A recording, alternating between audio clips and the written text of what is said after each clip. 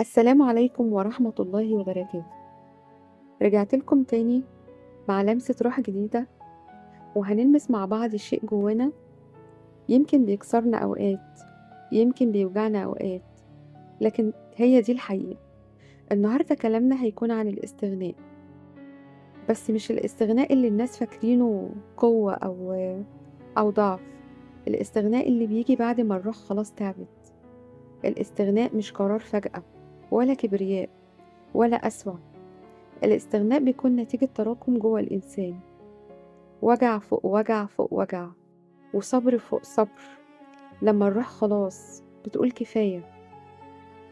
في البداية كلنا بنستحمل، بنقول معلش، ونبرر ونعدي، ونفتكر إن اللي قدامنا ده أكيد هيفهم في يوم من الأيام. بس اليوم ده أحيانا ما بيجيش، والقلب بيفضل مستني، والانتظار بيستهلك اللي جواك أكتر وأكتر. الاستغناء بيبدأ لما تحس إن وجودك مش أولوية في حياة الشخص اللي قدامك أو الناس اللي حواليك. لأ، لإنك دايمًا آخر اختيار، ودايمًا آخر حاجة في تفكيرهم، وآخر حاجة في حساباتهم، وآخر حاجة في أولوياتهم، وإن غيابك ما بيعملش فرق. هنا السؤال، يا ريته سؤال عادي، ده سؤال بيوجع. هو أنا قليل؟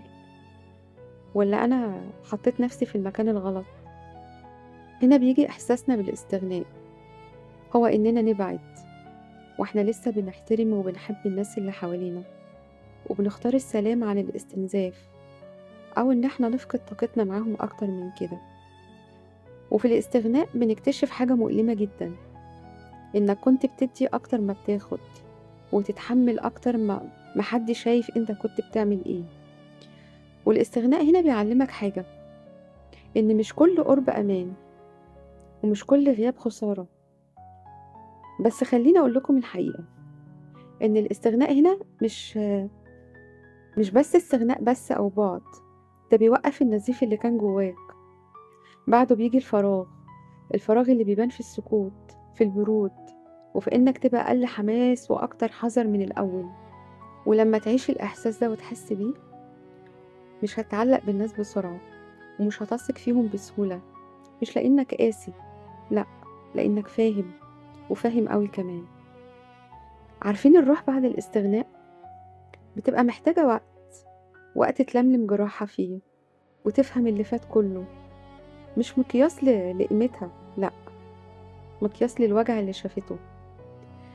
وهنا في لمسة روح مش بتقول لك انسى، ولا بتقول لك اقسى، بتقول لك اهدى، اهدى، خليك هادي.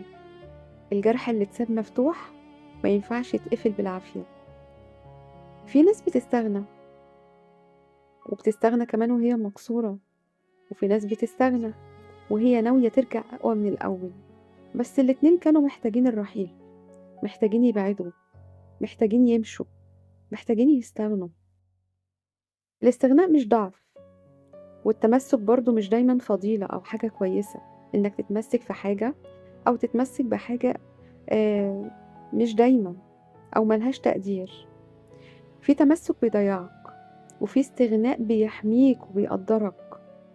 ويمكن ربنا بيدينا فرصة أو بيدينا رسالة إننا نوصل لمرحلة الاستغناء علشان نعرف قيمتنا الحقيقية، نبطل نطلب من اللي ما بيقدرناش، نبطل نطلب من اللي ما بيحترمناش، نبطل نطلب من اللي ما بيحسش بينا.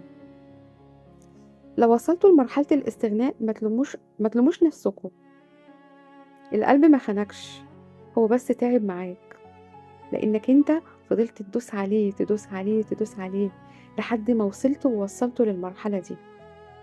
وعايزة أقول لكم إن اللي بيحس بشعور الاستغناء ده ما بيخسرش، واللي بيختار نفسه مش أناني.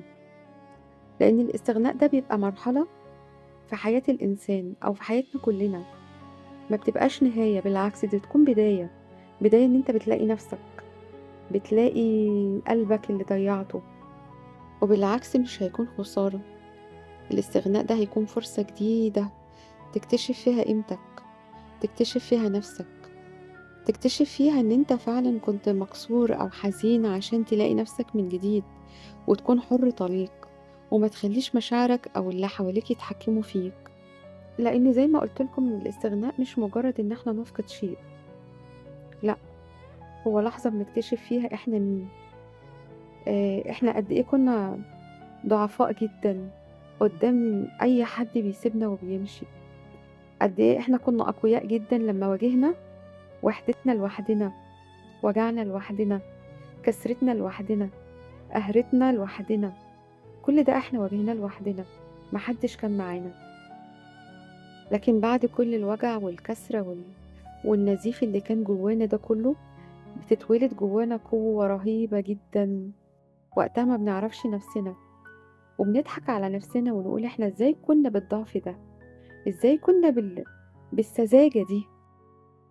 عايزة أقول لكم افتكروا دايمًا إن كل استغناء بيحصل لنا أو بيعدّي مرحلة في حياتنا عن شيء كنا متمسكين بيه مهما كانت قيمته، بيعلّمنا حاجات كتير أوي، مهما كان مؤلم، مهما كان بيوجعنا، لكن بيكون فرصة تعرّفنا قيمتنا الحقيقية، بيكون لحظة بنكتشف فيها قوتنا وسط السكوت اللي كنا فيه، وبيعلّمنا إزاي حياتنا ما بتوقفش على حد غيرنا، وإن كل مرّة بنستغنى عن شيء كنا حاسين إن إحنا أسرى ليه أو زي العبيد أو كان مكتّفنا، بنحس ساعتها بقوة حقيقية جدًا. القوة مش إن إحنا كنا متمسكين بالشيء ده، القوة والسؤال اللي إحنا بنسأله لنفسنا هو إزاي إحنا اتخلّينا عن الشيء ده، وما كانش شيء عادي، ده كان شيء كبير وكبير جدًا، وقتها بنحس إن إحنا بقينا وعينا زاد، عندنا قدرة على إن نعيش في سلام، صدق، لإن الاستغناء وقتها خلاص إحنا اتحررنا منه، استغنينا عن الشيء ده. بقينا في حرية حقيقية وبيكون في نفس الوقت درس كبير أوي، درس للقلب ودرس للعقل ودرس للنفس عشان نعرف قيمتنا ونقدر نفسنا أكتر من كده، ما نسيبش حد يقدرنا. ودي كانت لمسة روح عن الاستغناء، وإن احنا ما نكونش ضحايا أو أسرى أو عبيد مع ناس ما تقدرناش أو تحترمنا. في نهاية كلامي أتمنى يكون وصلكم ولمس قلوبكم، ونتقابل في حلقة جديدة إن شاء الله. كنت معاكم سحر علي، والسلام عليكم ورحمة الله وبركاته.